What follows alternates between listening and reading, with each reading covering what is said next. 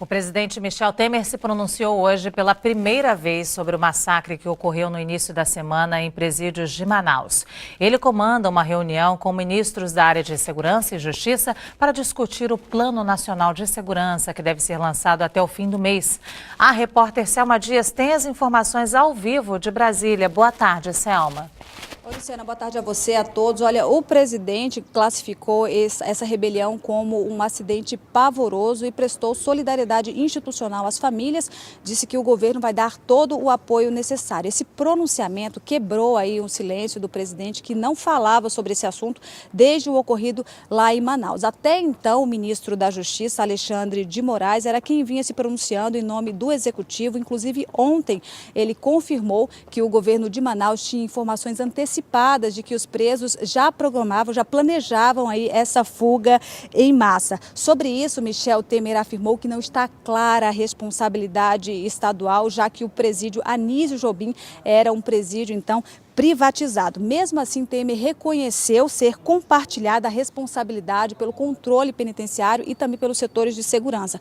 Uma responsabilidade compartilhada entre o governo federal e também os estados. E aí, falando sobre os recursos, fora os 1 bilhão e 200 milhões de reais que o governo já liberou na semana passada para os estados por meio do fundo penitenciário, o presidente Michel Temer falou também na construção de 5 presídios federais, e aí serão liberados pelo menos 200 milhões de reais para a construção desses presídios, que devem abrigar presos de alta periculosidade. Há também previsão de liberação de 150 milhões de reais para a instalação de bloqueadores de celulares em pelo menos 30% dos presídios nacionais. Vamos ouvir o presidente.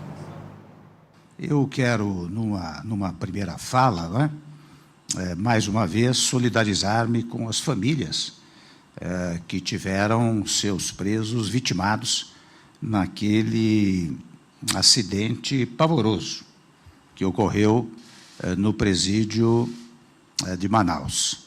Haverá uma determinação do Ministério da Justiça, pelo menos referente ao Plano Nacional de Segurança Pública, para que nos presídios que vierem a ser construídos nos estados, deverá ser construído fisicamente em prédios distintos.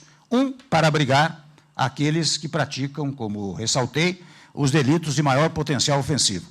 Outro para abrigar aqueles que praticaram delitos de menor potencial ofensivo. Também haverá uma liberação de 150 milhões para a instalação de bloqueadores de celular em pelo menos 30% dos presídios em cada estado.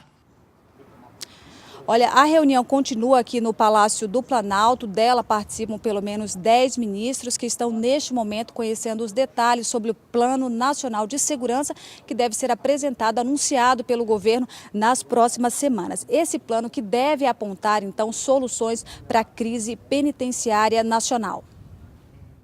4 dias depois da rebelião no presídio de Manaus, o governo federal e o estado do Amazonas buscam respostas para o motim.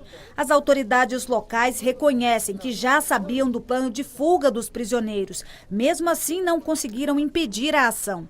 Até o momento, dos 184 presos foragidos, 63 já foram recapturados. 7 são apontados como líderes da rebelião.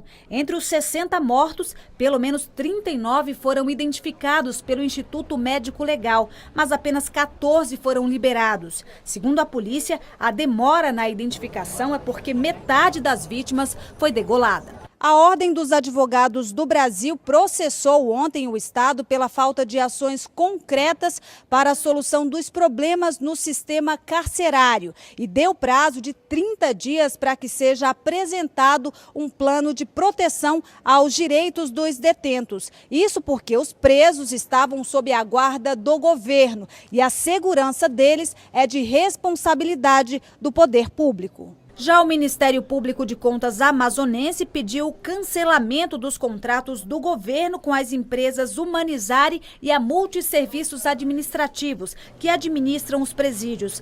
A suspeita é de superfaturamento, mau uso do dinheiro público, conflito de interesses empresariais e ineficácia na gestão.